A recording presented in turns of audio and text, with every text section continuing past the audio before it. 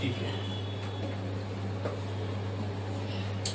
तो जो हम लोग अभी टॉपिक देखने वाले एक छोटी सी चीज बची है, उसका नाम क्या है? परमिटिविटी। क्या नाम है उसका? परमिटिविटी। इसका नाम है परमिटिविटी। परमिटिविटी। अभी जो परमिटिविटी है ना दोस्तों, ये एक प्रॉपर्टी है। क्या है? जैसे कैपेसिटेंस एक प्रॉपर्टी थी, बराबर, जैसे रेजिस्टेंस एक प्रॉपर्टी है, वैसे परमिटिविटी भी एक प्रॉपर्टी है। किसकी? मीडियम की। किसकी? मीडियम। आप उसको मीडियम बोल सकते हो या मटेरियल बोल सकते हो। मीडियम की प्रॉपर्टी है या फिर मटेरियल की प्रॉपर्टी है। सेकेंड लास्ट पे बैठो, दिक्कत नहीं बैठने में।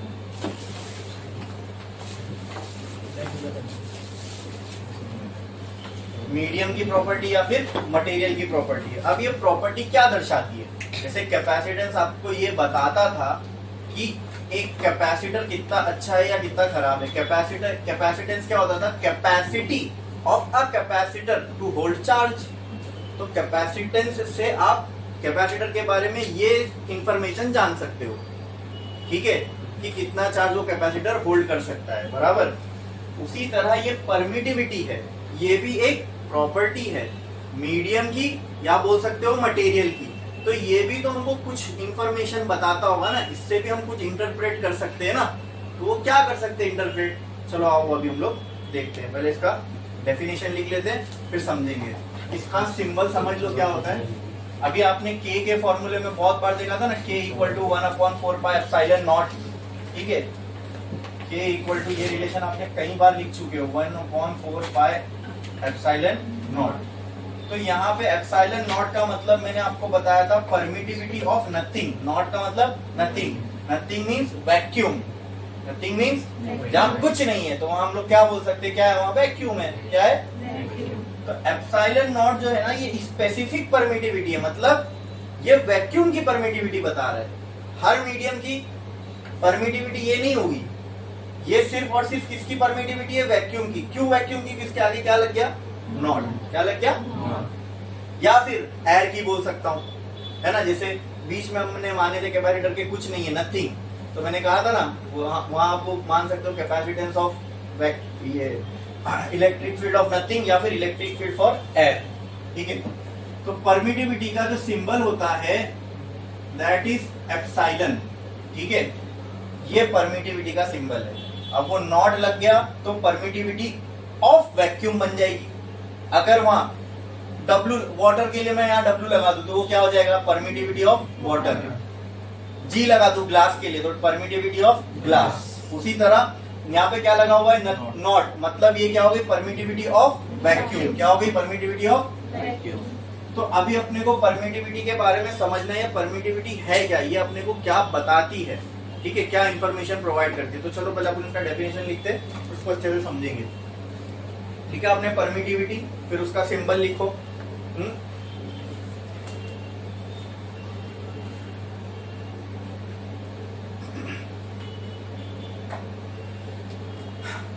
लिखो, it is the property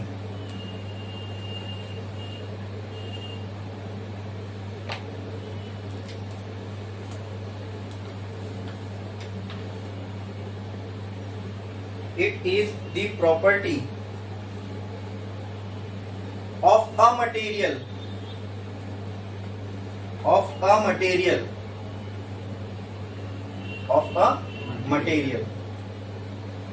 due to which it oppose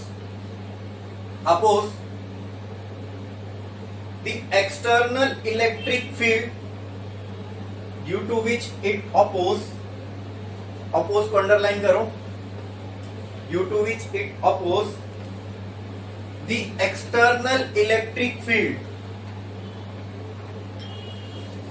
passing through it.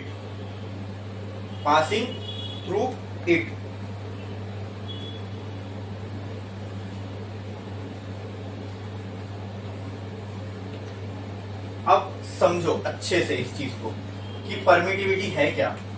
इसका डेफिनेशन हमने लिख लिया। अब जो डेफिनेशन लिखा उसी से हम लोग इसको समझेंगे क्या है। मान लो मेरे पास या फिर एक कैपेसिटर था वो कैपेसिटर के दो प्लेट्स के बीच में कुछ इस तरीके से इलेक्ट्रिक फील्ड बन रही थी, ऐसी बनेगी। हाँ, कैपेसिटर प्लेट्स के बीच में ऐसी इलेक्ट्रिक फील्ड बनी थी, यहाँ एक प्लेट यहाँ एक प्लेट, ये पॉजिटिव या नेगेटिव, तो ऐसी इलेक्ट्रिक फील्ड जाएगी। हाँ, अच्छा, अब परमिटिविटी का मतलब क्या है ये समझो। वो एक प्रॉपर्टी है, it is a property of a material. ठीक है, ठीक है। अब ये प्रॉपर्टी से हम क्या जान सकते हैं, इससे क्या इंटरप्रेट कर सकते हैं? तो एक ऐसी प्रॉपर्टी है which oppose the external electric field passing through a material. देखो, अब ये इलेक्ट्रिक फील्ड है, यहां पे इलेक्ट्रिक फील्ड जनरेट हुई, इलेक्ट्रिक फील्ड जनरेट हुई। ये इलेक्ट्रिक फील्ड इस पूरे मीडियम में, साइलेंट करके बैग में रख दो, अब दोबारा नहीं बजना चाहिए। इलेक्ट्रिक फील्ड जनरेट हुई, अभी इलेक्ट्रिक फील्ड जनरेट हुई तो इसको एक्सपांड करने के लिए या फिर प्रोपोगेट करने के लिए क्या चाहिए? मीडियम चाहिए, बराबर। इलेक्ट्रिक फील्ड यहाँ पे चार्ज था, उस चार्ज की वजह से इलेक्ट्रिक फील्ड बनी, अभी इलेक्ट्रिक फील्ड ऐसे जा रही है, बराबर बराबर। अच्छा, मैंने यहाँ पे कोई मटेरियल रख दिया, लेट्स से डाइलेक्ट्रिक मटेरियल। अब क्या ये इलेक्ट्रिक फील्ड इस डाइलेक्ट्रिक मटेरियल को पेनिट्रेट करते हुए जाएगी, बराबर, ठीक है। तो ये परमिटिविटी हमको क्या बताता है? परमिटिविटी हमको ये बताता है कि मटेरियल की क्षमता, मटेरियल की ability to oppose electric field, to, यानी कोई मटेरियल कितना ज्यादा इलेक्ट्रिक फील्ड को अपोज कर सकता है, वो ये परमिटिविटी बताती है, वो ये प्रॉपर्टी परमिटिविटी हमको बताती है। ठीक है, अच्छा चलो मान लो लेट्स से एक बार मैंने क्या किया, ये कैपेसिटर प्लेट्स के बीच में जो मटेरियल है, लेट्स से वाटर रखा, फिर इसको हटाया और मैंने जो है कोई और मटेरियल वुड रखा। ठीक है, तो आपको क्या लगता है किस में से इजीली इलेक्ट्रिक फील्ड पास हो जाएगी? वाटर में से। और किस में से डिफिकल्ट होगी? वुड में से।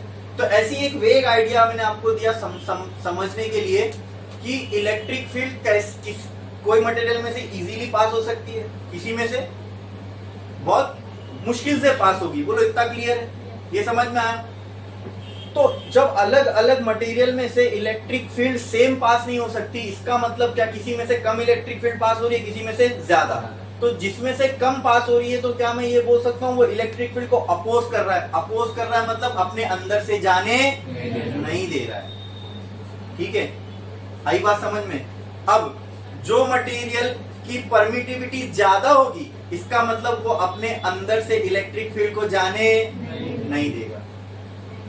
और जिस मटेरियल की परमिटिविटी कम होगी, मतलब वो अपने अंदर से ज्यादा इलेक्ट्रिक फील्ड को, ये एकदम क्लियर हो जाना चाहिए। ठीक है, ठीक है।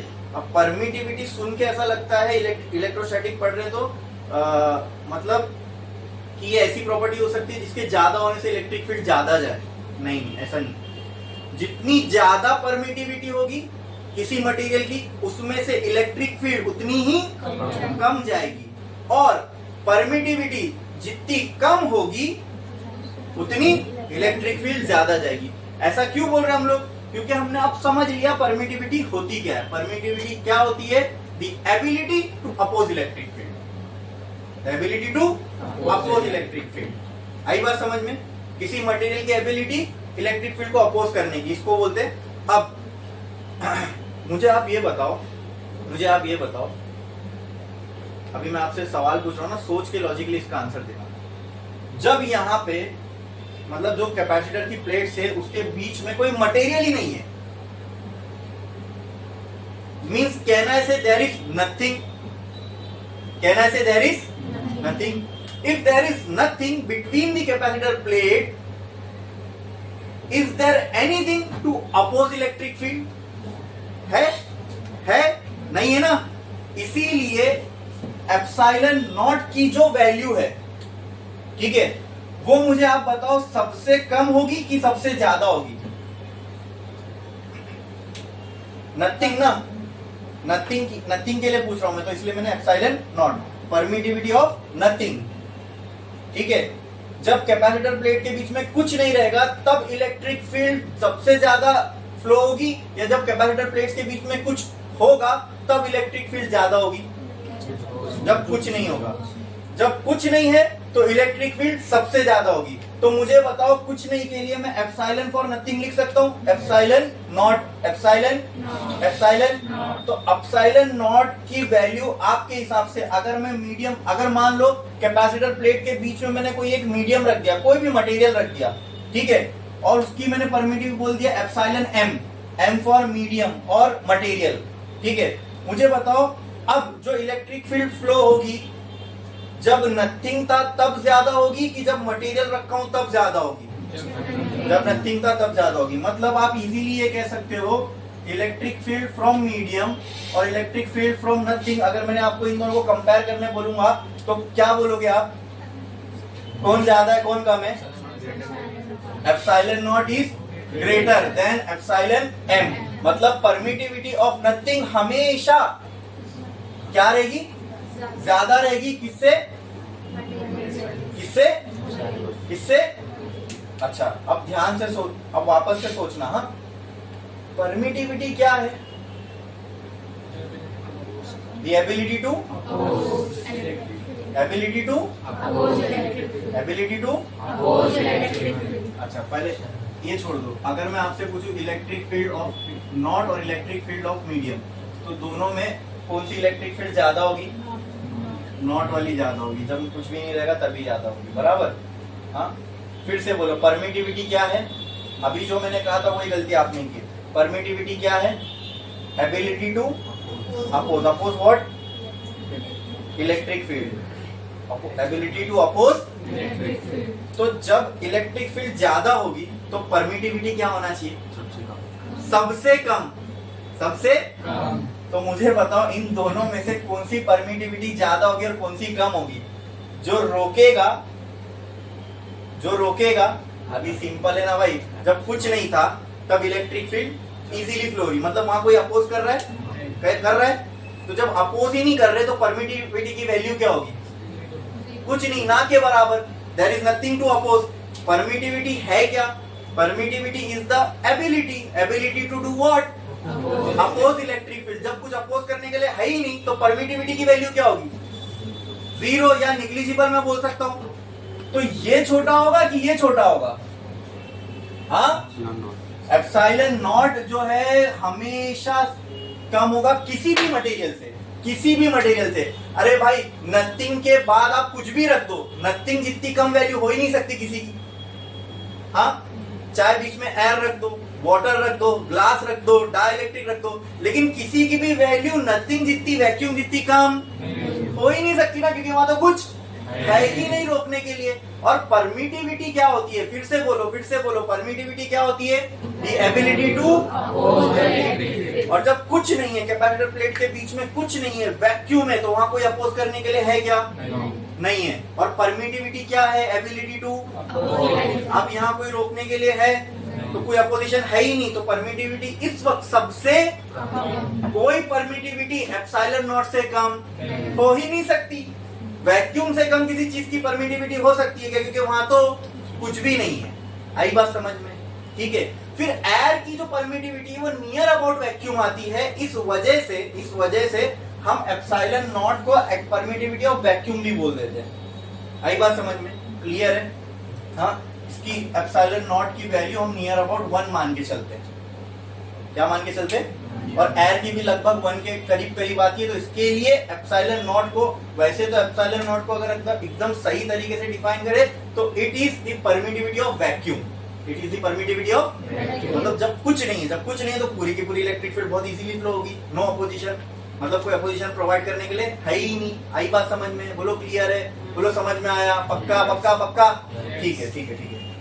अब जैसी कोई मैं मटेरियल डाल दूंगा बीच में, जैसे कैपेसिटर प्लेट के बीच में मैंने वाटर रख दिया या डाइलेक्ट्रिक मटेरियल रख दिया, कुछ भी उसकी भी कुछ ना कुछ परमिटिविटी की वैल्यू होगी, क्योंकि वो क्या कर रहा है? इलेक्ट्रिक फील्ड को रोक रहा है। क्या कर रहा है? रोक रहा है, अपोज कर रहा है। क्या कर रहा है? क्या देखे नहीं थे हमने? जब हम डाइलेक्ट्रिक मटेरियल रखते हैं तो पॉजिटिव सारे यहाँ जमा हो जाते हैं, नेगेटिव सारे यहाँ जमा हो जाते हैं, अंदर एक अपनी इलेक्ट्रिक फील्ड बन जाती है इसकी। तो ये इलेक्ट्रिक फील्ड इस वाली इलेक्ट्रिक फील्ड को क्या करेगी? अपोज ही तो करेगी ना भाई। समझा कि नहीं समझा? तो इसकी परमिटिविटी वैक्यूम से कम होगी कि ज्यादा होगी? Ability to oppose electric field, vacuum में तो कुछ है ही नहीं अपोज करने के लिए, तो उसकी परमिटिविटी तो सबसे कम होगी, इसकी वैक्यूम से ज्यादा ही होगी। आई बात समझ में? तो ये कोई भी मीडियम हो सकता है, मैंने डाइलेक्ट्रिक बोल दिया, यहाँ मेटल रख दो, कंडक्टर रख दो, एयर, वाटर, ग्लास, कुछ भी रख दो, यहाँ कोई भी मीडियम या कोई भी मटेरियल हो सकता है। लेकिन इतना हम लोगों को पता है कि epsilon of any material will always be greater than epsilon not. क्या इसमें किसी को कोई डाउट है? बोलो। ये सबको अच्छे से समझ में आया? अरे बोलो, ये सबको अच्छे से समझ में आया कि नहीं आया? कोई कंफ्यूजन है इसके अंदर? परमिटिविटी क्या है? The ability to oppose electric field. जहां कुछ है ही नहीं अपोज करने के लिए, नथिंग, तो उसकी परमिटिविटी सबसे कम।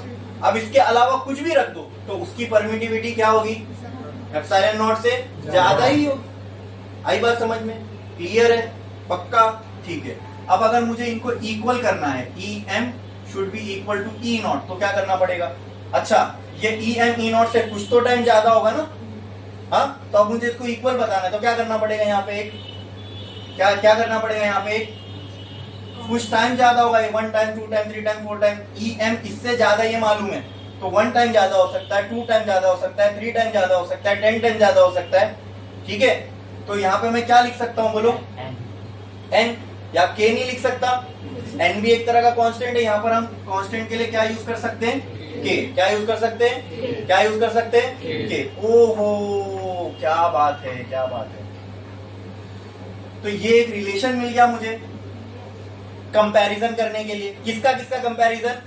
इतना तो पक्का है, ये हम डंके की चोट पर कह सकते हैं कि इससे कम परमिटिविटी किसी की हो ही नहीं सकती, because this is what permittivity of vacuum. इससे कम किसी की परमिटिविटी हो ही नहीं सकती। तो कोई भी मीडियम हो, उसकी परमिटिविटी इससे तो ज्यादा ही होगी, कुछ टाइम ज्यादा हो सकती है, 1 टाइम, 2 टाइम, 3 टाइम। तो क्या ये इक्वेशन लिखना सही होगा? Is this equation true? Is this equation valid? अरे बोलो। क्लियर है? समझ में आया? एकदम अच्छे से, एकदम अच्छे से। किसी को कोई डाउट है इसके अंदर? अरे बोलो, अच्छे से समझा? अच्छा, can I write this as, अच्छा क्या हमारे पास कोई एक प्रॉपर्टी ऐसी पहले भी है? क्या हमारे पास ऐसी कोई प्रॉपर्टी पहले भी आई थी जो एक चीज दूसरी चीज से कितने टाइम ज्यादा है वो बताती हो? हाँ, क्या ये के जैसा टर्म हमने पहले भी कहीं देखा था? कहाँ पे? हाँ, कैपेसिटेंस में। तो उसको क्या बोलते थे? क्या बोलते थे? क्या डाइलेक्ट्रिक कांस्टेंट हमको ये ही बताता था कि किसी डाइलेक्ट्रिक वाले कैपेसिटर का कैपेसिटेंस विदाउट डाइलेक्ट्रिक वाले के कैपेसिटर से कितना ज्यादा होगा। तो यहाँ पर भी के यही बता रहा है कि इसकी परमिटिविटी इससे कितनी ज्यादा होगी। बराबर। तो E M by E naught को मैं के भी लिख सकता हूं। हाँ, यहां से हमको डाइलेक्ट्रिक कांस्टेंट का एक और फॉर्मूला मिल गया। ये के क्या था हमने पहले भी देख चुके ना, ये सब कैपेसिटर के लिए तो डिफाइन कर रहे हैं। हाँ, कितने टाइम्स बढ़ता है, ये सारी चीज हम उसमें भी देखे थे कि कैपेसिटेंस के टाइम्स बढ़ रहा था। तो यहां से हम लोगों को के का एक और मैथमेटिकल रिलेशन मिल गया, which is E M by E naught. E M, ये ई एम क्या होता है? परमिटिविटी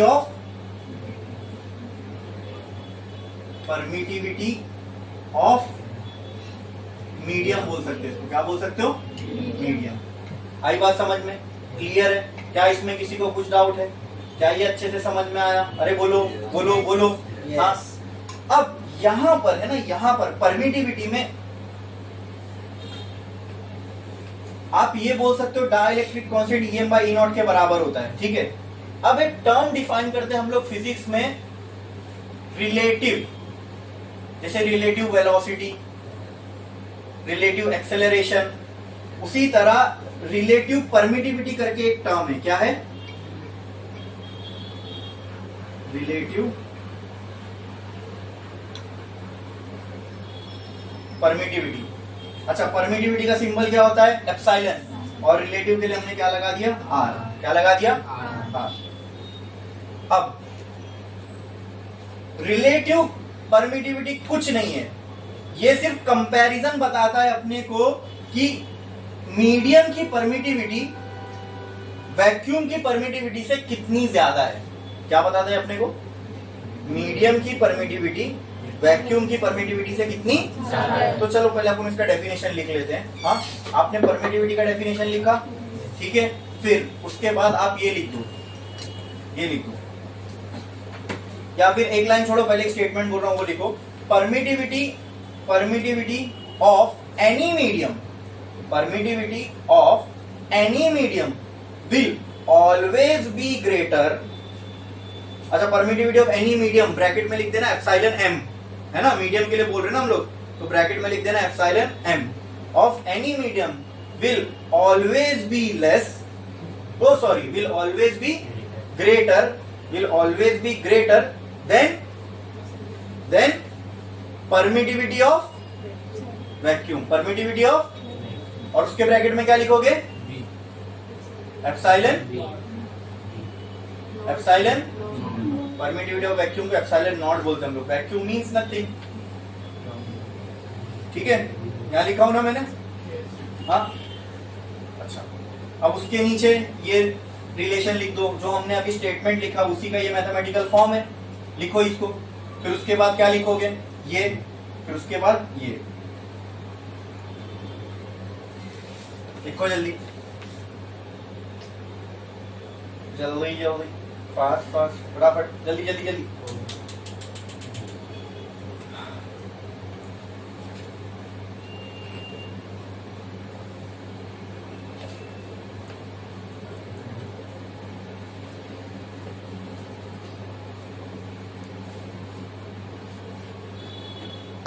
हो गया लिख के? ये भी लिख दिया। फिर इसके जस्ट नीचे एक लाइन छोड़ो और लिखो वेयर, वेयर, वेयर, फिर उसके वेयर के बाजू में कॉमा डालो, उसके एक, हाँ, उसके साइड में लिखते जाओ epsilon M equal to permittivity of medium, epsilon naught equal to permittivity of vacuum, K equal to dielectric constant, K equal to dielectric constant.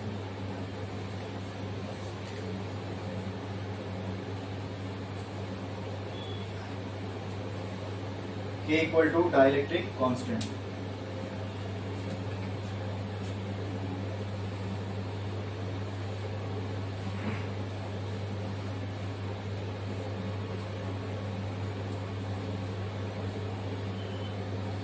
अच्छा, अब उसके एक लाइन नीचे लिखो रिलेटिव परमिटिविटी, रिलेटिव परमिटिविटी, पहले उसका डेफिनेशन देखते हैं, फिर उसको भी अच्छे से समझेंगे। रिलेटिव परमिटिविटी, और रिलेटिव परमिटिविटी का सिंबल डाल दो एप्सिलॉन आर, एप्सिलॉन आर।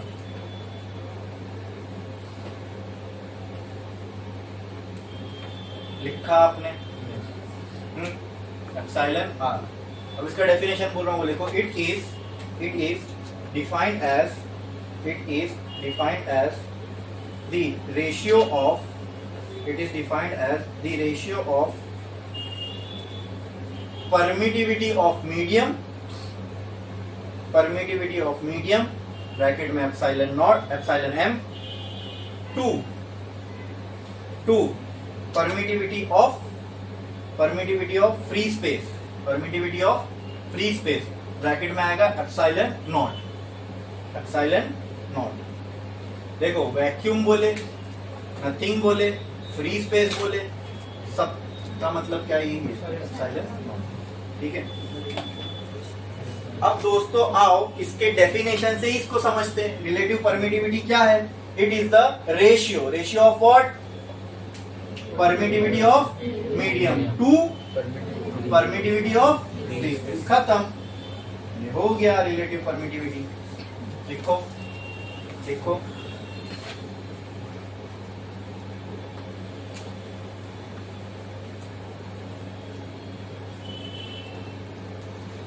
तो ये चीज जरा आप गौर से देखो ये इक्वेशन को, और इससे मुझे बताओ क्या मैं ये नहीं लिख सकता E M is equal to E R into E not?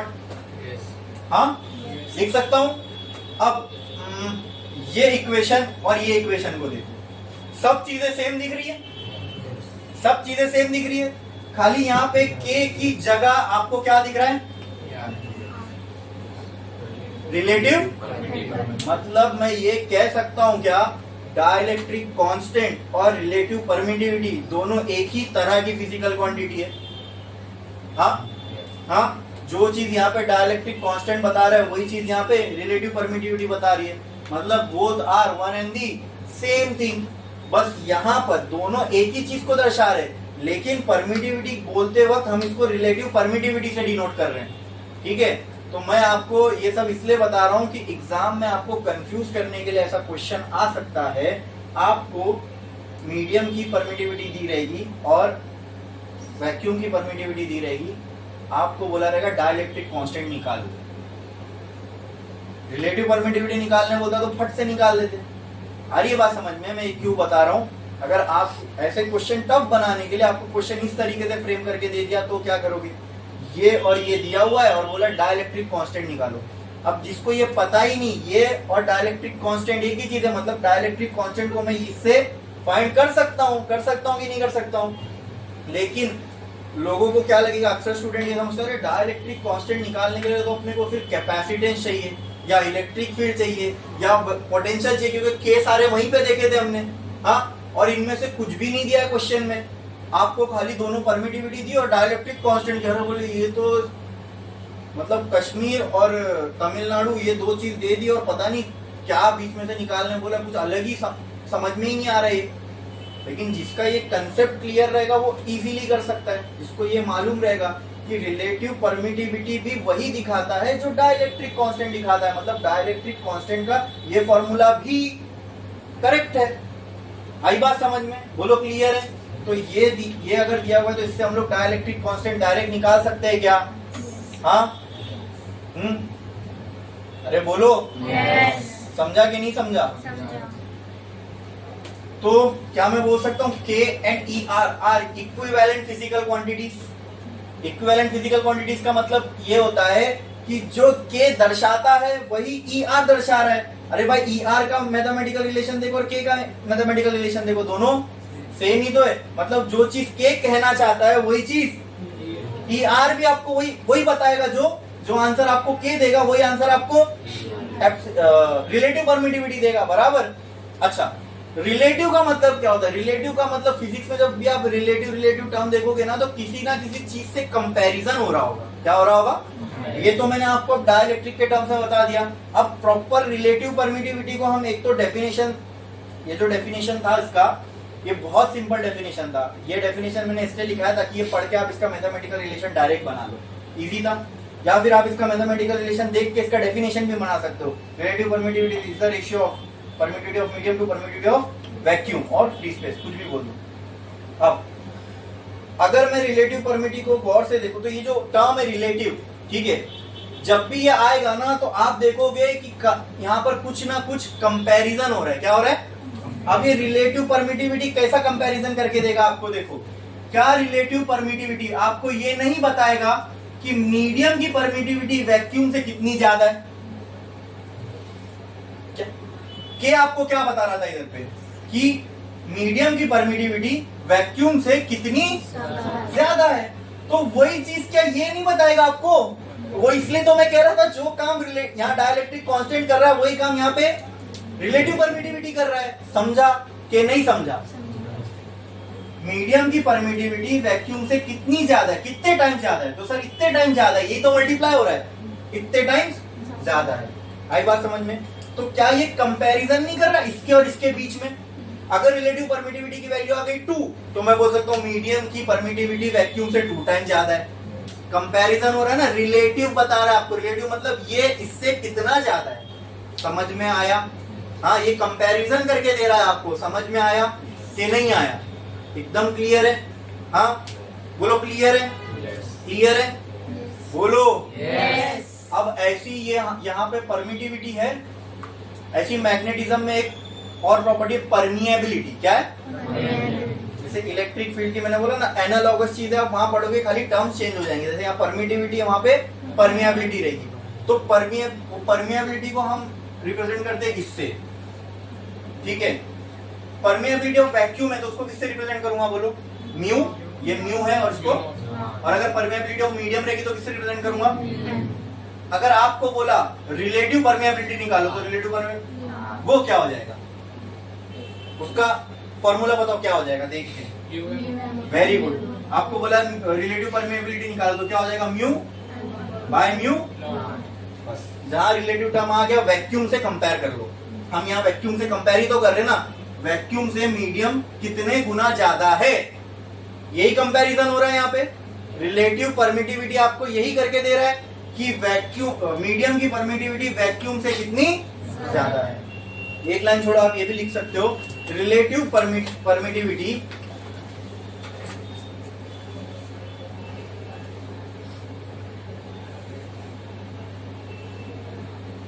shows us, relative permittivity shows us that how many times permittivity of medium is greater than permittivity of vacuum,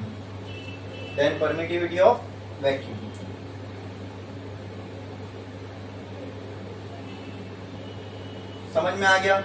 हाँ, क्लियर है? इसमें किसी को कोई डाउट है? एकदम एकदम एकदम क्लियर, एकदम एकदम एकदम एकदम। हाँ, अरे बोलो, समझा नहीं? बोलो।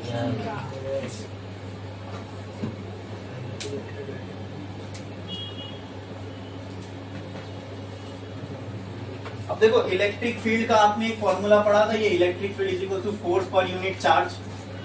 हाँ, तो यहां से मैं बोल सकता हूँ फोर्स बराबर होता है E इंटू क्यू। हाँ, लेकिन इलेक्ट्रिक फील्ड तो दो तरह की हो सकती है कैपेसिटर के बीच में। एक तब जब इसके बीच में कुछ नहीं हो तो उसको मैंने बोल दिया था E नॉट, और एक इलेक्ट्रिक फील्ड तब हो सकती है जब इसके बीच में कुछ हो, उसको मैंने बोल दिया था E। क्या बोल दिया था? E। ठीक है, ठीक है, ठीक है। तो फोर्स भी यहाँ पे अलग अलग होगा। जब E की वैल्यू चेंज होगी भाई, E नॉट एक जगह पर एक जगह पे, ये जब E की वैल्यू चेंज होगी तो क्या फोर्स की वैल्यू चेंज नहीं होगी? अरे बोलो ना, होगी कि नहीं होगी? होगी कि नहीं होगी? होगी ना? ठीक है। ये फोर्स कौन सा फोर्स है? क्योंकि इलेक्ट्रिक फील्ड की वजह से बना, तो ये फोर्स क्या कहलाएगा? तो एक बार हम कहते हैं फोर्स निकालता हूं मैं, force electrostatic when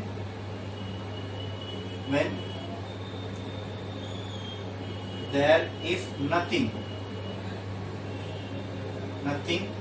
in electric field. ठीक है, और यहां पे मैं फोर्स इलेक्ट्रोस्टैटिक निकालता हूं व्हेन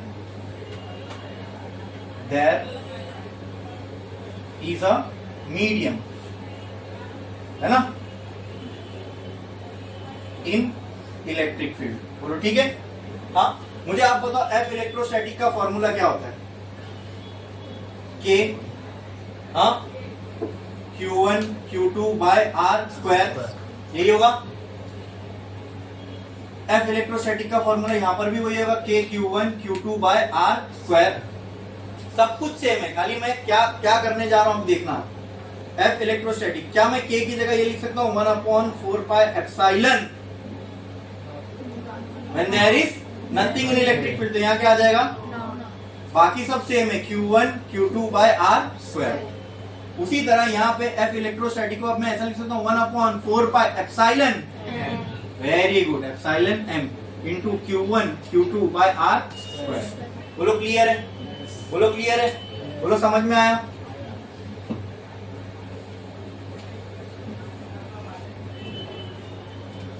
ये एग्जांपल को आप ऐसा समझ सकते हो दोस्तों, ये मैंने आपको बताया था, ये Q1 चार्ज एक है, यहाँ Q2 चार्ज एक है, इन दोनों के बीच का जो डिस्टेंस है वो R है।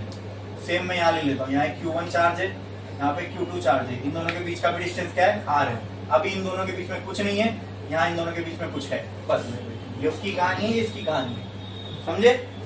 अरे कूलम्स लॉ में हमने फोर्स यही डायग्राम लेके निकाले थे ना, याद है क्या नहीं? बस तब हमने ये रिलेशन देखा था। अब समझ लो, इसके बीच में आप पूछे, मतलब यहाँ मीडियम आ गया, क्या आ गया? ये मीडियम। अब यहाँ क्या आ गया? Permittivity of medium. इसको दे देता हूँ मैं इक्वेशन 1 और इसको दे देता हूँ मैं इक्वेशन 2। बोलो क्लियर है? अब 1 को डिवाइड करते हैं 2 से। क्या करते हैं? 1 को डिवाइड करते हैं 2 से। तो इक्वेशन 1 के इस साइड पे। अच्छा, अब मैं क्या इसको देखो ये लिख सकता हूँ, क्योंकि ये जो फोर्स आ रहा है नथिंग के लिए आ रहा है, तो अलग अलग बताने के लिए क्या मैं इसको एफ नॉट लिख दूं, चलेगा। अब ये जो फोर्स आ रहा है ये मीडियम के रखने के बाद आ रहा है, तो इसको मैं फोर्स ड्यू टू मीडियम बोल सकता हूँ। मतलब ये वो फोर्स है जब दो चार्ज के बीच में कुछ नहीं है, नथिंग। ये वो फोर्स है जब दो चार्ज के बीच में क्या रखा गया है, मीडियम। ये लिखूंगा, चलेगा। चलो यहाँ पे अभी करते हैं, F naught upon F M equal to, क्या मैं ये लिख सकता हूं, is equal to 1 upon 4 pi epsilon naught into Q1 Q2 by R square. हाँ, क्लियर? अरे समझा?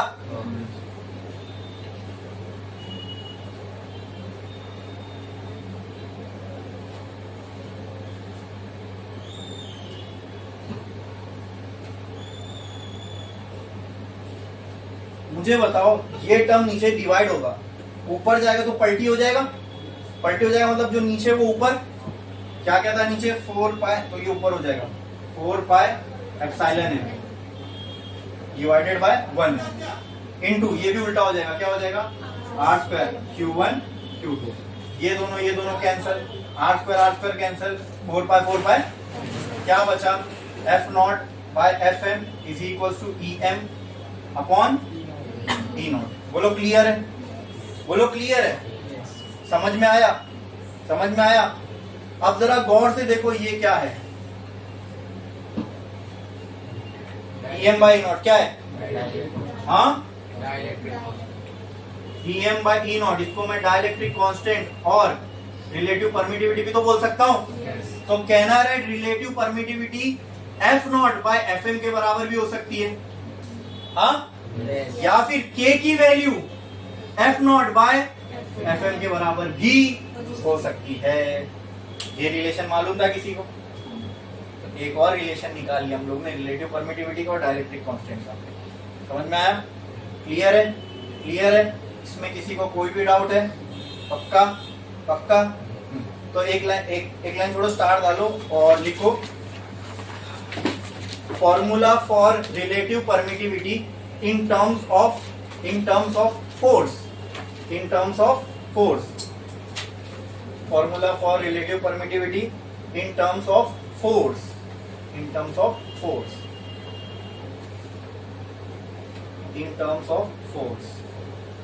इसीलिए मैंने पिछले लेक्चर में टॉपिक नहीं शुरू किया था, क्योंकि उतने से टाइम में इतना सब कुछ बताना पॉसिबल नहीं हो पाता। लिखो फटाफट, लिखो ये जल्दी लिख दो, 5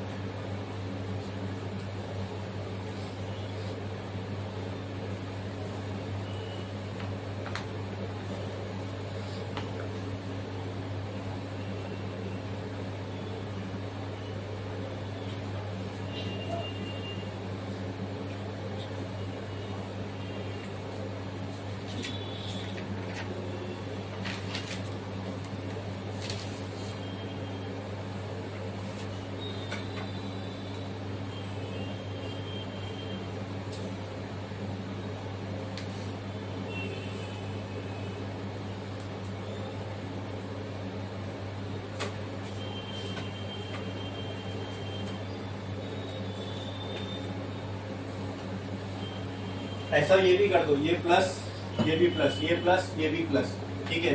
तो यहाँ पे लगने वाला फोर्स एफ नॉट, फिर यहाँ पे और यहाँ पे लगने वाला फोर्स एफ एम, ठीक है। इक्वल एंड अपोजिट फोर्स लगेगा ना, दोनों पॉजिटिव चार्ज होंगे तो।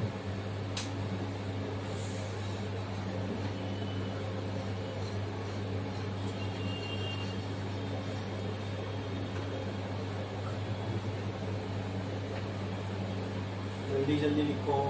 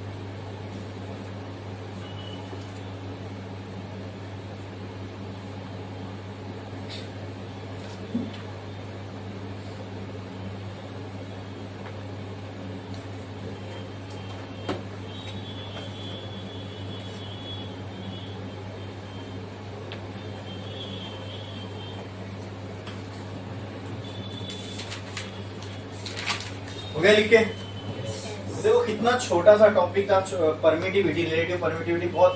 बहुत कुछ भी नहीं है ये, तो एक फॉर्मूले में आ रहा था यहाँ एप्सिलॉन नॉट, जिसको हमने ध्यान भी नहीं दिया था, लेकिन सिर्फ उस परमिटिविटी के कितने कंसेप्ट है। अगर उसको समझ नहीं जाए प्रॉपरली तो परमिटिविटी के अंदर ही क्या क्या निकल गया, डाइलेक्ट्रिक कांस्टेंट आ गया, फिर फोर्स के टर्म्स में भी परमिटिविटी डिफाइन हो सकती है। आई बात समझ में? हाँ, फिर रिलेटिव परमिटिविटी प्रॉपरली क्या होती है वो भी हमने समझे कि आपको रिलेटिव परमिटिविटी एग्जैक्टली बताता क्या अपने को कि मीडियम की परमिटिविटी वैक्यूम की परमिटिविटी से कितनी ज्यादा होगी। ये कौन बताता है? Relative permittivity. ठीक है, या सिंपल हम ये भी बोल सकते हैं in short, relative permittivity is a comparison between, relative permittivity is the comparison between permittivity of medium and, बस ये भी एक लाइन में अगर आपने डिफाइन ये भी लिख दिया ना आपने डेफिनेशन ऑफ परमिटिविटी में, तो एकदम सही है। जो समझा हमने वही कहा, एकदम एक सिंपल लाइन में हम रिलेटिव परमिटिविटी को क्या ये कह सकते हैं, relative permittivity is the comparison between permittivity of and permittivity of. समझ में आया? तो यहाँ पर ये परमिटिविटी भी हो गई खत्म। ठीक है, तो आपके टेक्स्ट बुक में आप पेज नंबर 211 पे आओ, वहां पे आप लोगों को एक डिवाइस बना हुआ दिखेगा।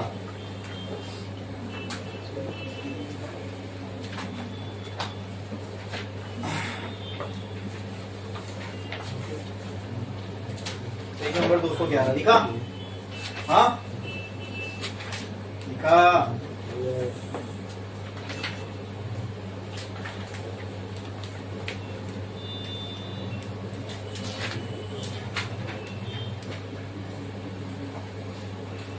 अब ये वेन डी ग्राफ जनरेटर है क्या? तो it is one of the initial types of particle accelerator. अब पहले तो सर वेन डी ग्राफ ही नहीं समझ में आया था क्या है, ये पार्टिकल एक्सेलरेटर क्या होता है। ठीक है, और वो भी ये कुछ शुरुआती पार्टिकल एक्सेलरेटर में से एक है। इसका मतलब क्या? देखो मैंने आपको एक चीज तो बताई है कई बार डिस्कशन में जब हम लोग चैप्टर पढ़ रहे थे कि न्यूक्लियस के अंदर होते हैं प्रोटॉन और न्यूट्रॉन। इलेक्ट्रॉन भी होते हैं क्या? पक्का ना? न्यूक्लियस के अंदर क्या होते हैं? प्रोटॉन और ये दोनों एक दूसरे से बहुत ही स्ट्रॉन्ग फोर्स से जुड़े हुए हैं, जिसका नाम है स्ट्रॉन्ग न्यूक्लियर फोर्स। ये one of the strongest force of the universe है। ठीक है, इतना स्ट्रॉन्ग है कि इसको हम ये मतलब बहुत ही इजीली ब्रेक नहीं हो सकता। अगर ये न्यूट्रॉन और प्रोटॉन के बीच के बॉन्ड को तोड़ना है तो तुमको ट्रिमेंडस अमाउंट में एनर्जी इस पे फेंक के मारनी पड़ेगी। मतलब बहुत ही ज्यादा एनर्जी से किसी पार्टिकल को उसके ऊपर फेंकना पड़ेगा, तब जाके जो है वो जब टकराएगा ना वो सारी एनर्जी फिर वो बॉन्ड को तोड़ने में चली जाएगी, समझे?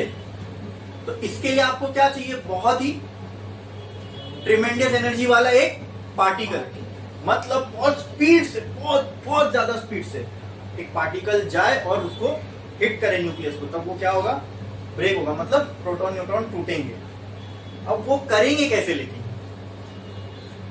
ये जो इतना स्पीड वाला पार्टिकल है, देखो क्यों स्पीड वाला पार्टिकल है, तो उसमें काइनेटिक एनर्जी होगी। क्या होगी? कोई चीज जब मूव हो रही होती है तो उसके अंदर वेलोसिटी होती है, और ड्यू टू दैट वेलोसिटी उसके पास कौन सी एनर्जी होगी?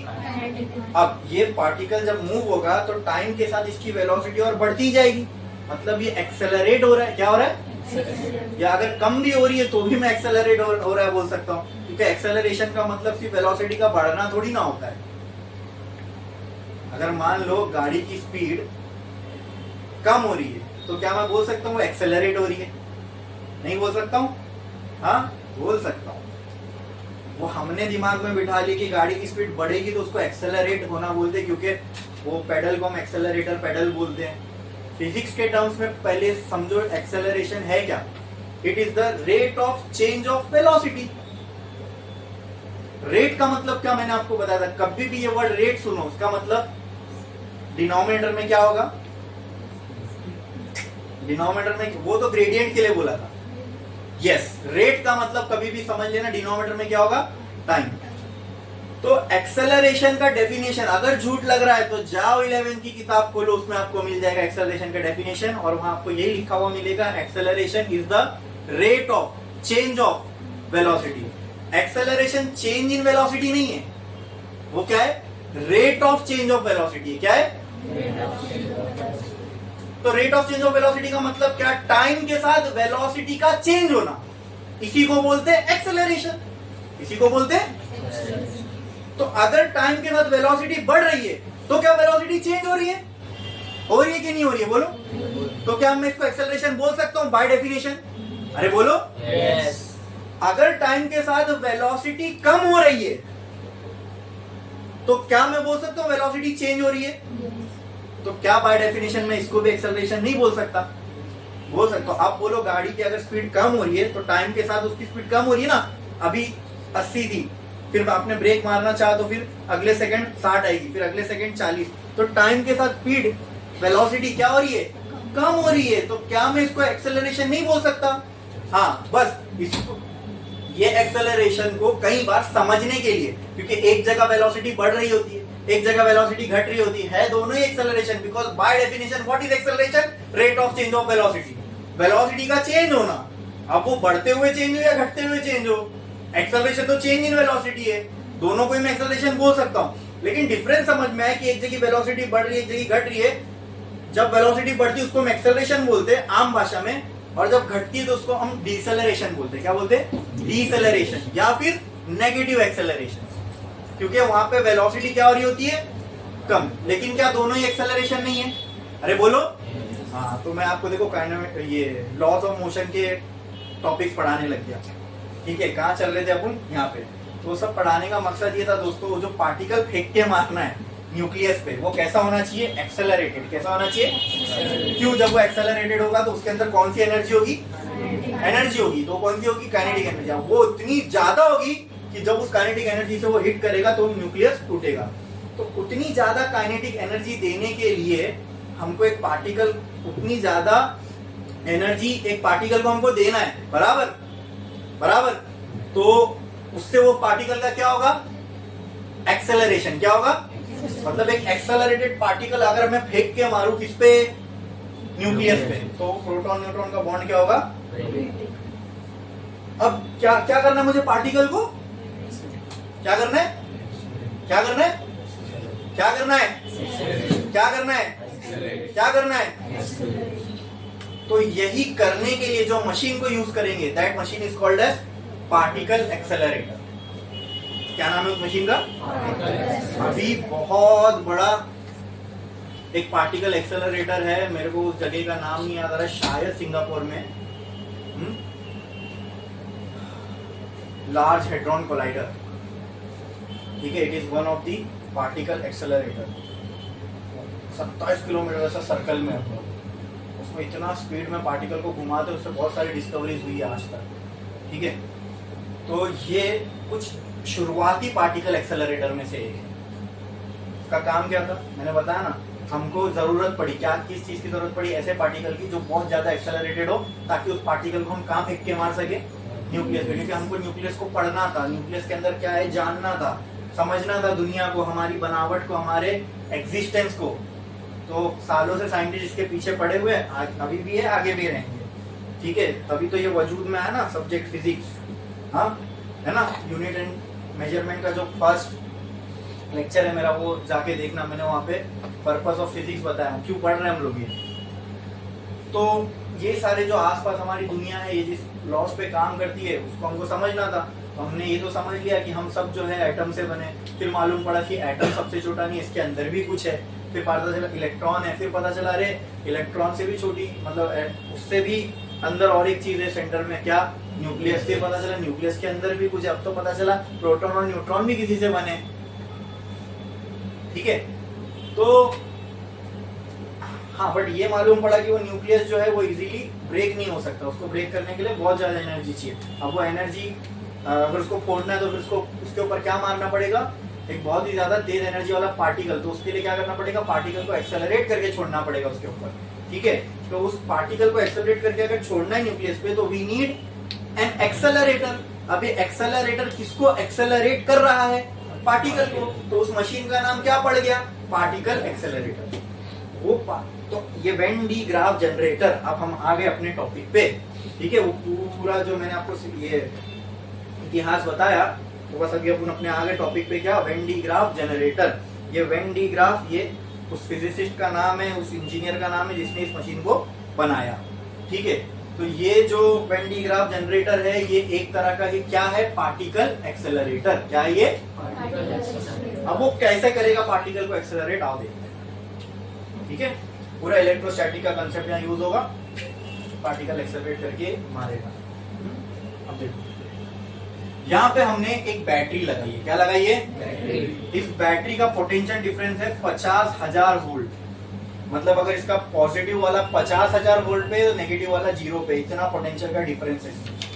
50,000 वोल्ट, के लिखा हूं ना, के, इसका मतलब 1000 ही हुआ ना, 50,000 वोल्ट। मतलब ये पॉजिटिव और नेगेटिव के बीच में कितने का फर्क है, 50,000, ठीक है, ठीक है। अब ध्यान से देखो, ये पॉजिटिव टर्मिनल ऑफ बैटरी जो है वो मैंने निकाला, और यहाँ पे एक कोम जैसी चीज लगी हुई है। कोम समझते हो, कंघी जैसी, हाँ, ये मेटालिक है, लेकिन क्या है, ये कंडक्टर की बनी हुई है, ठीक है, ठीक है। मेटल की नहीं होगी है, देखो कोम जो है ये ब्रशेस, ठीक है। और एक चीज समझना, इसका एक्चुअल शेप कुछ इस तरीके से होगा दोस्तों, ये यहाँ पे कोम लगी हुई है। अब मैं ना आपको चार्ज की एक प्रॉपर्टी बताता हूं। Charge accumulates on sharp ends. Charge जो होता है उनकी एक प्रॉपर्टी है, बाय नेचर वो किसकी तरफ, कहां जाके जमा होना चाहेगा, शार्प एंड की तरफ। कहां पे, शार्प एंड की तरफ। वहां पे आपको चार्ज का गुच्छा मिलेगा एक साथ। जैसे मान लो कि अगर मैं एक प्रोफाइल बनाऊं कुछ ऐसी, तो इसको मैं बोल दिया 1, इसको मैं बोल दिया 2, इसको मैं बोल दिया 3, तीनों पे चार्ज जमा है। तो आप खाली प्रोफाइल देख के बता सकते हो कहां ज्यादा चार्ज जमा होगा, कहां चार्ज का कॉन्सेंट्रेशन ज्यादा होगा, कहां कम होगा।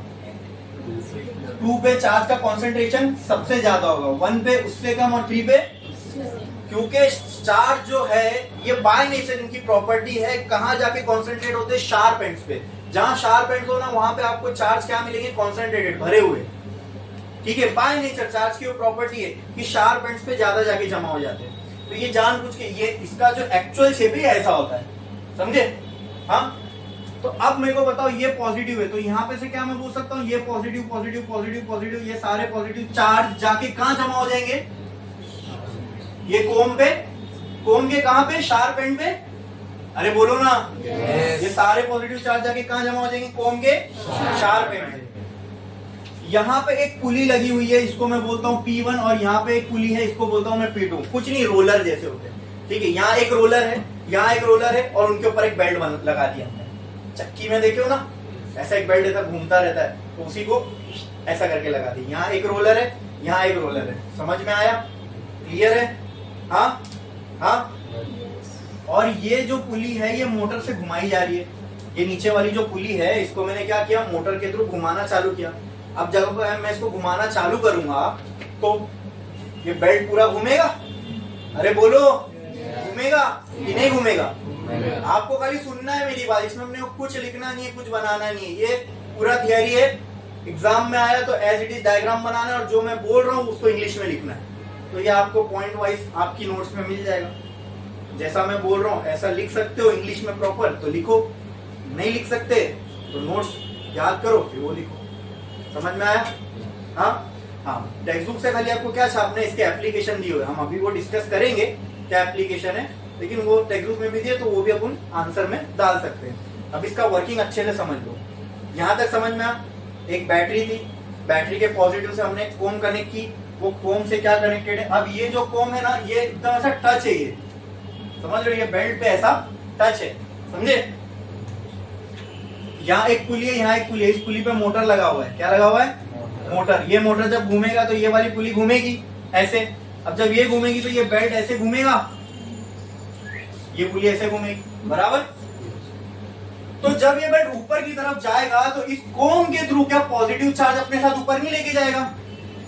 हाँ, अरे बोलो बोलो, अरे बोलो। यहाँ नहीं जाएगा। ऊपर एक और कोम लगी हुई है, वो भी ऐसे बेल्ट से टच है। समझ में आ रहा है? ये वाली कोम जो यहाँ पर है ये भी ऐसी बेल्ट से टच है। ये बेल्ट अपने साथ क्या लेके आ रहा है? चार्ज कहां पर जमा होना चाहते हैं, शार्प एंड पे कि ऐसे प्लेन सरफेस पे? तो ये सारे चार्ज कहां चिटक जाएंगे? ये ऊपर वाली कोम पे। अरे बोलो बोलो, समझा नहीं? बोलो। ये ए वाला, ये बी वाली कोम, ये सारे चार्ज यहाँ चिटक जाएंगे। अब तक समझ में आया वर्किंग क्या चल रहा है? हाँ, अरे बोलो, समझ में आया? ठीक है। अब ये सारे चार्ज जब इस कोम पे चिटक जाएंगे, ये कोम, ठीक है, ये भी एक कंडक्टिंग मटेरियल से बना हुआ है और ये कोम यहाँ पर भी एक कंडक्टर से कनेक्टेड है। किससे? ये जो ऊपर ये मटेरियल दिख रहा है ये कंडक्टर है। कंडक्टर का मतलब कॉपर वगैरह ऐसा कोई मटेरियल होगा, ठीक है, डेक्चे जैसा रखा हुआ है। ये तो 2D डायग्राम है, ये एक्चुअल में 3D में होगी ना मशीन। तो ये जो ऊपर की प्लेट है ना ऐसा आपको ऐसे गोल में दिखेगी, ऐसे ऊपर से ऐसे पूरा गोल रहेगा, ठीक है, और नीचे कुछ नहीं, नीचे ऐसा खाली। अगर आपने देखे होगे कि पता नहीं, एक मिस्टर बीन का एक एपिसोड था जिसके अंदर वो एक साइंस फेयर में जाता है, वहां एक मशीन होती है, उस पर ऐसा हाथ रखता है ना तो ऐसे बाल पूरे खड़े हो जाते हैं, ठीक है, ठीक है। उसके अंदर भी नीचे यही बेल्ट चल रहा होता है और इस बेल्ट के ऊपर, ये बेल्ट के ऊपर क्या लगी हुई है? एक कंडक्टिंग मटेरियल की का डोम बना हुआ है। क्या बना हुआ है? डोम। डोम ऐसे पतीली जैसा, पतीली को उल्टा कर दो तो जो शेप आपको दिखेगा ये वैसी कुछ है ना, हाँ। और उस पतीली के अंदर क्या चल रहा है? बेल्ट चल रहा है। अब इस बेल्ट, इस पतीली से कनेक्टेड कोम है, बराबर। इस कोम पे सारे चार्ज आके जमा हो गए। अब ये कोम किससे कनेक्टेड है? कंडक्टिंग मटेरियल से। किससे? Conducting material. अब वो एक प्रॉपर्टी बहुत छोटी सी थी लेकिन यहाँ वो काम में आएगी। बोलो क्या? क्या कंडक्टिंग मटेरियल की ये प्रॉपर्टी है कि उसके अंदर सारे के सारे चार्ज कहाँ जमा हो जाते? बाय नेचर कंडक्टिंग मटेरियल की एक प्रॉपर्टी है कि अगर उसके अंदर आप चार्ज दो तो बाय नेचर वो सारे के सारे चार्ज कहाँ चले जाते? ये मैंने आपको स्फीयर पढ़ाते वक्त बताया था। Very good. कहाँ चले जाते?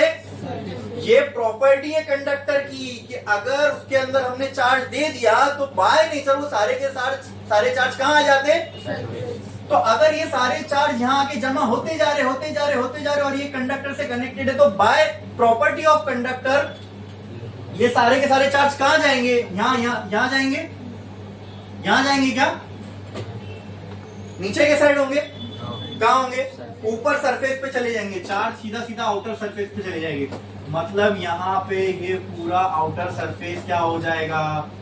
Positively charge. अगर ये पूरा सरफेस पॉजिटिवली चार्ज हो गया, ठीक है, अब ऐसी समझो ये पूरा कहानी चल रही थी, हमने ऊपर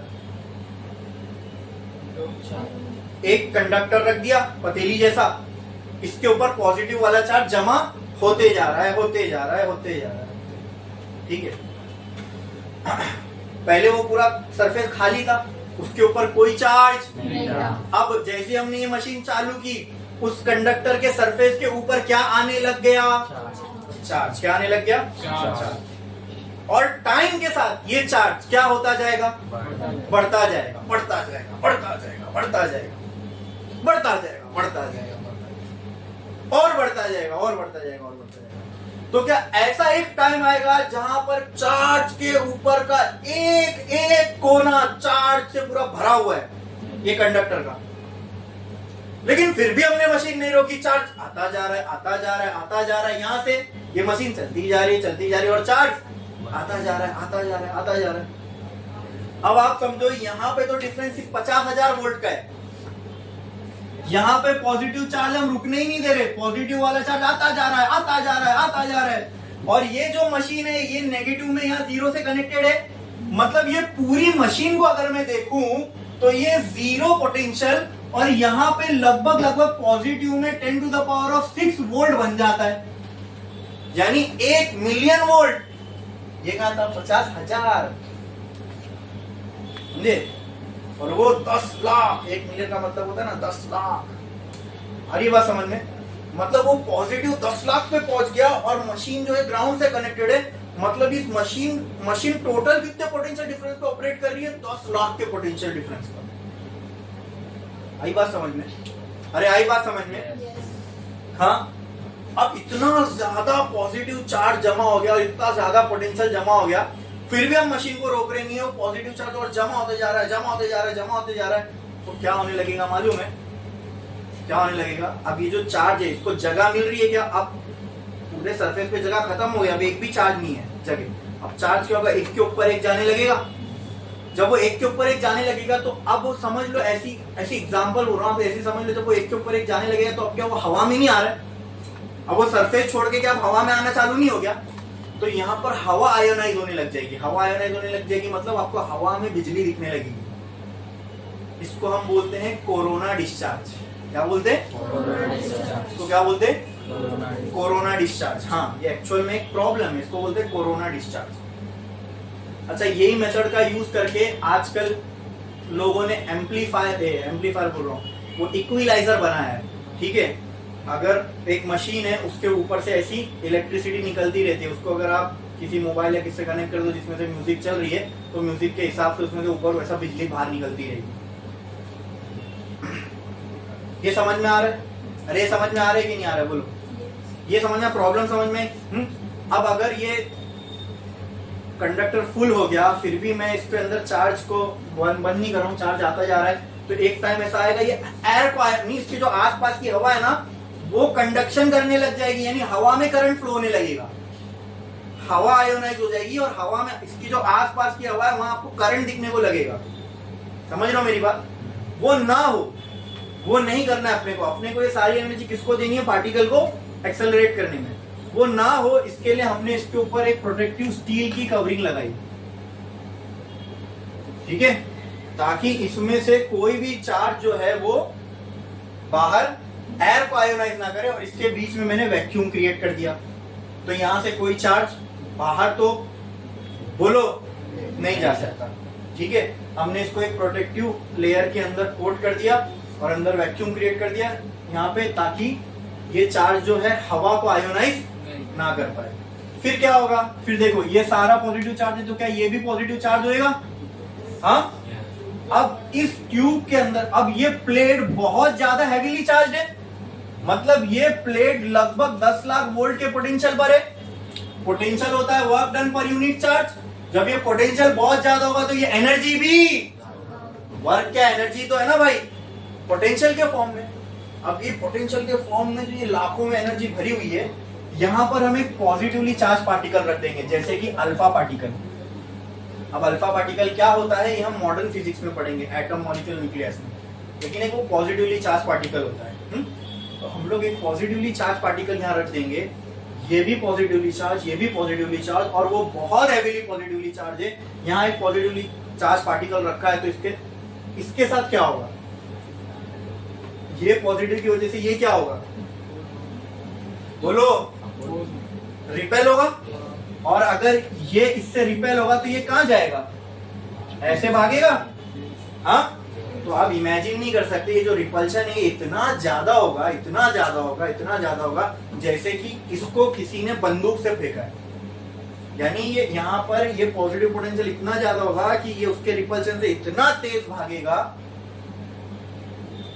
कि ऐसा लगेगा यहाँ से इस पार्टिकल जो है, मतलब जैसे बंदूक से गोली निकलती एकदम स्पीड में वैसे, और इतना ज्यादा स्पीड से जब पार्टिकल निकलेगा तो यहाँ पे आपको जो भी फोड़ना है, ठीक है, तो आप फोड़ सकते हो। यानी न्यूक्लियस को तोड़ना है या रेडियो एक्टिव, जब न्यूक्लियस टूटता है तो वहां पे एक फिनोमिना होता है, उसको बोलते हैं रेडियो एक्टिविटी। क्या बोलते हैं? तो आपको अगर न्यूक्लियस को स्टडी करना है, रेडियो एक्टिविटी शुरू करवाना है, किसी सॉलिड के अंदर आयन इंड्यूस करना है, तो ये सब में बहुत ज्यादा एनर्जी लगती है, और उसके लिए हमको लगता है एक्सेलरेटेड चार्ज पार्टिकल।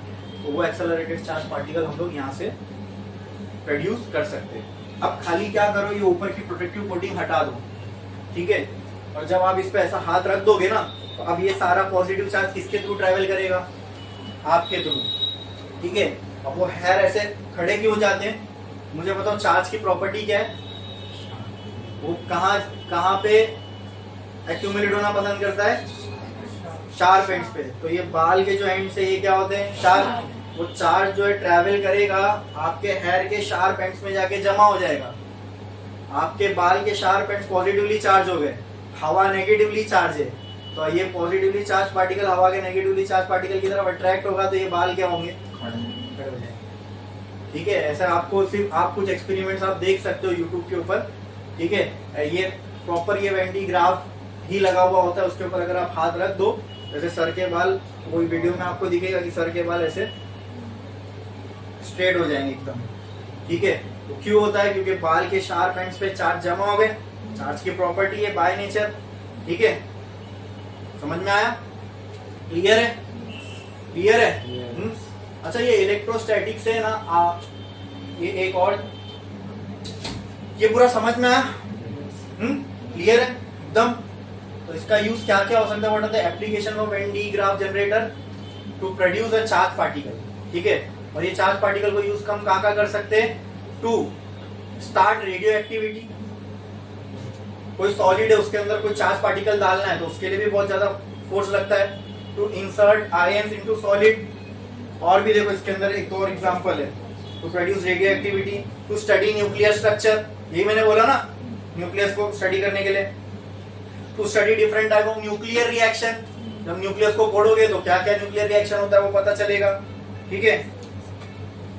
और एक लास्ट है accelerating electron to sterilise food and process material, यानी ये एप्लीकेशन के अंदर भी इन चार्ज पार्टिकल्स का यूज होता है।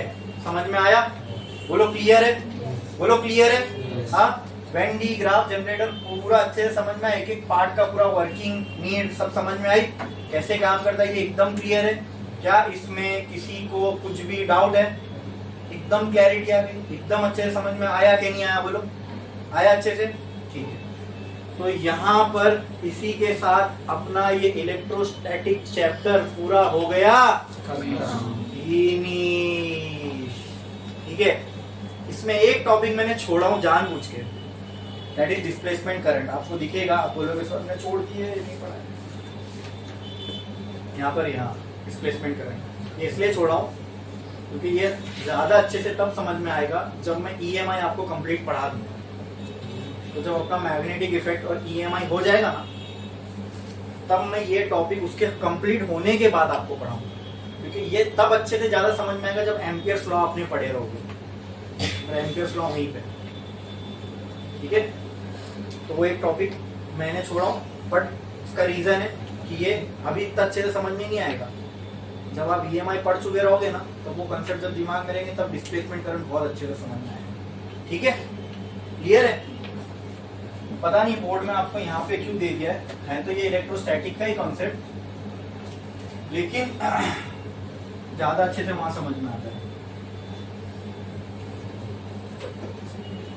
क्योंकि चार्ज की एक प्रॉपर्टी होती है, पता है आपको, ये मैंने अभी आपको बताया था। चार्ज की प्रॉपर्टी होती है कि कंडक्टर्स में जो चार्ज होता है ये कहाँ जमा होता है, सरफेस पे। कहाँ पे, सरफेस। तो मान लो आप कोई कार में जा रहे हो, जैसे पुराने जमाने की एम्बेसडर कार, उसकी बॉडी पूरी स्टील से बनी हुई है, मतलब वो कंडक्टर है बराबर, और एकदम काली घनी रात है, आप एकदम जंगल में हो, काला काला रास्ता है, आप उस पर चले जा रहे हो, क्या होती है, बादल गरजने लगते हैं और बारिश गिरने लगती है, और उसके साथ ही साथ जोर जोर से बिजली कड़कने लगती है।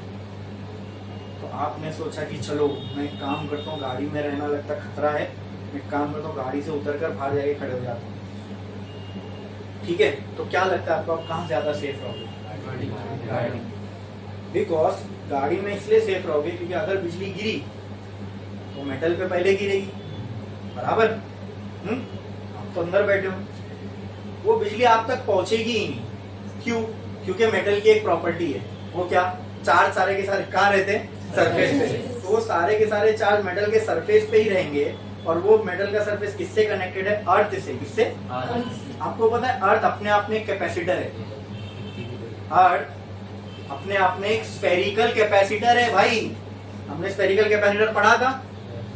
तो अर्थ को अगर आप समझो ना, तो अर्थ अपने आप में स्फेरिकल कैपेसिटर है, वो सारे चार्ज फिर कहां चले जाएंगे? अर्थ में। और अर्थ को आप ऐसे भी मान सकते हो, अर्थ जो है ना, चार्ज का दरिया है, दरिया।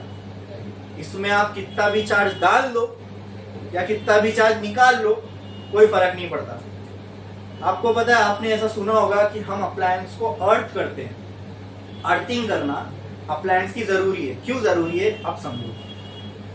जैसे ये एसी है, इसकी मैंने एक वायर लिया और उसको डीप अर्थ में डाल दिया, इससे क्या होगा पता है किसी को? अर्थिंग करना इसी को बोलते हैं, अर्थिंग करना इसी को बोलते हैं। क्या बोला? क्या बोला किसी ने?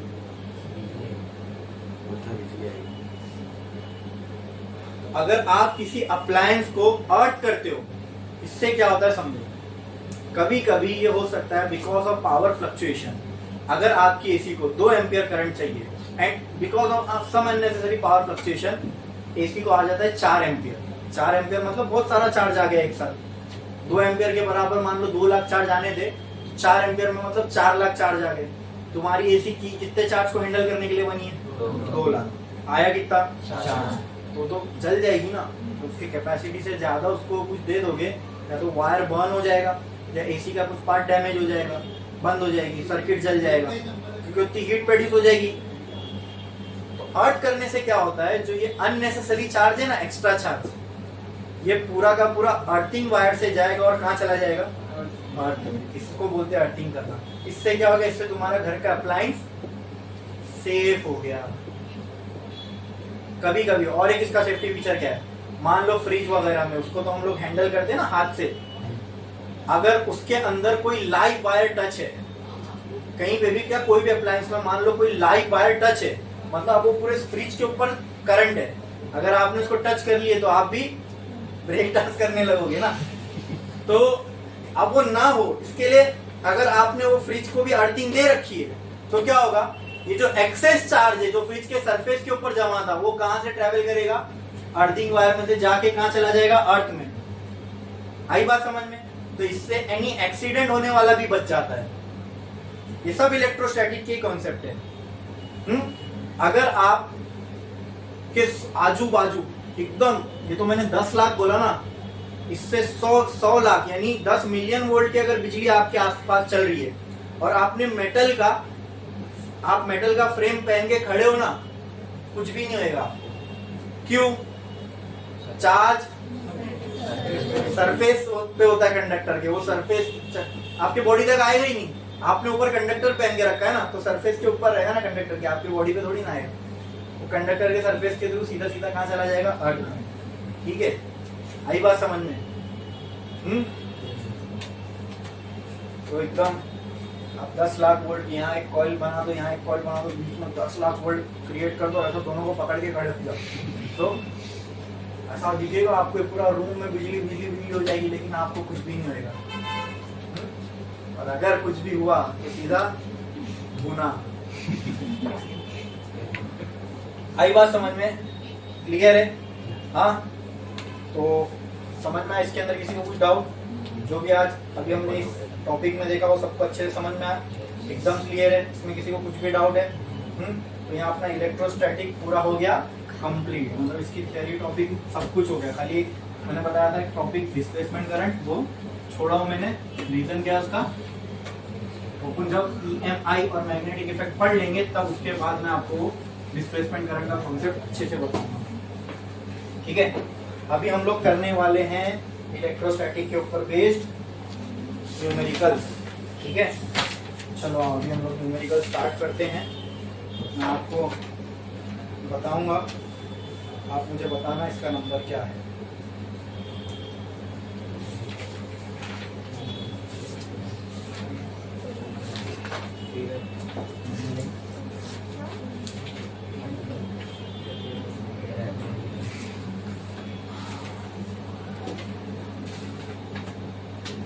इलेक्ट्रोस्टैटिक्स है ना?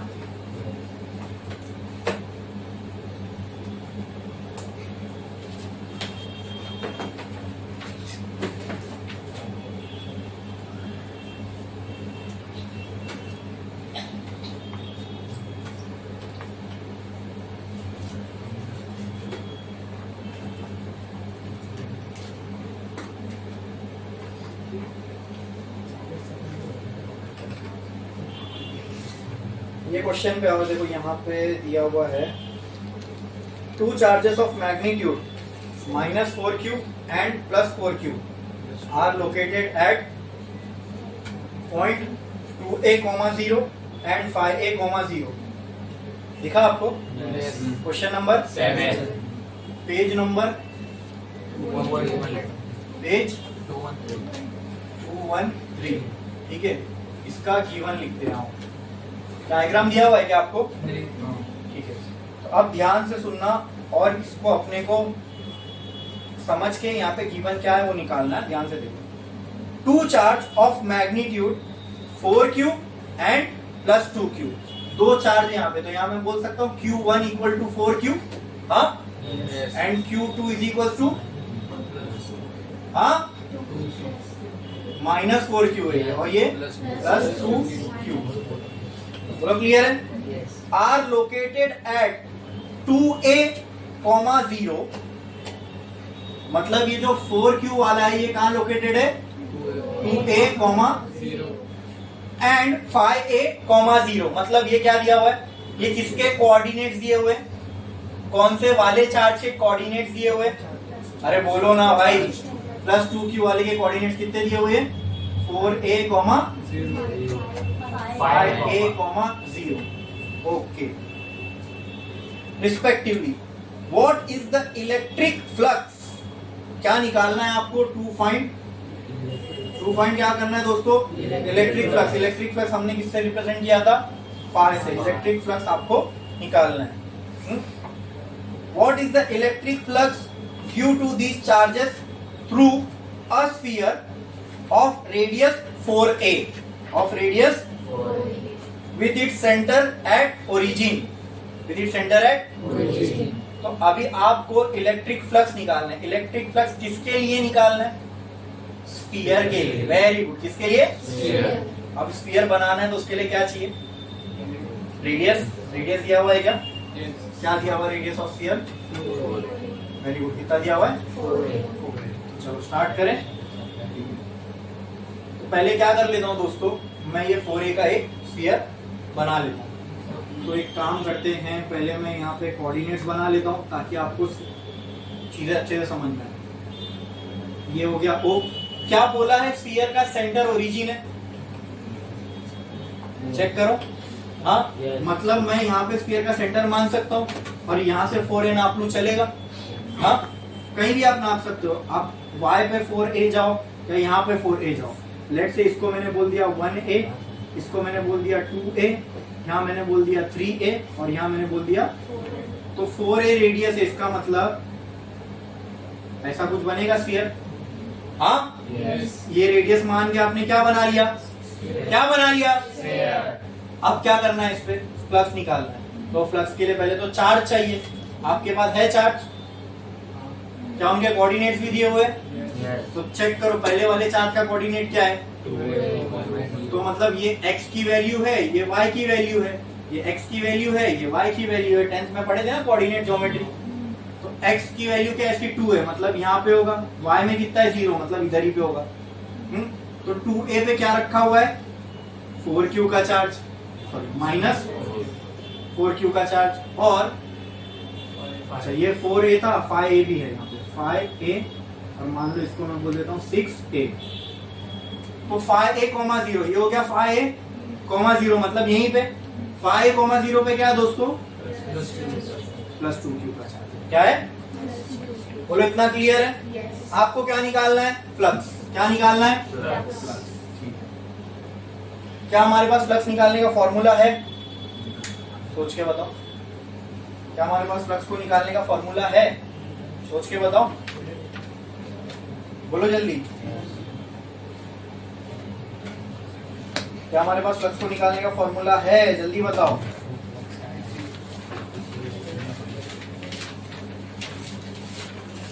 फ्लक्स को निकालने का हमारे पास क्या क्या फॉर्मूला है?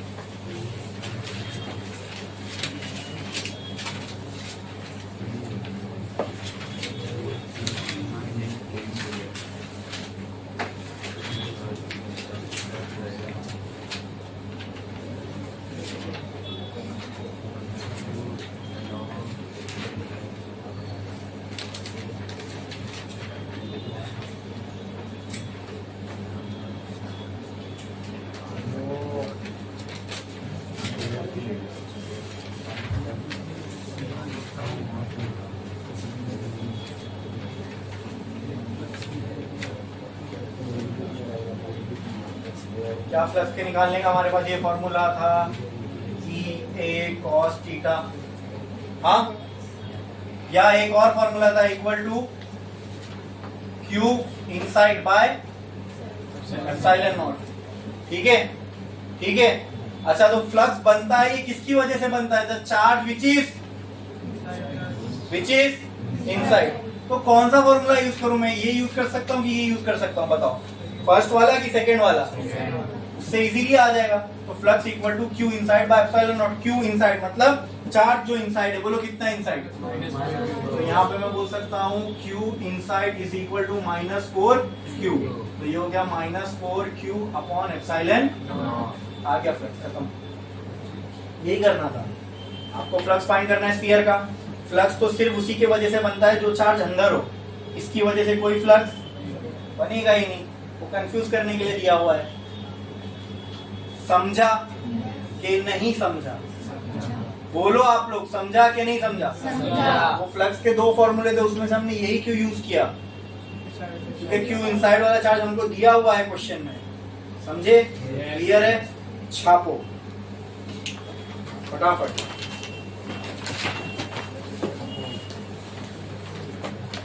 जल्दी छापो।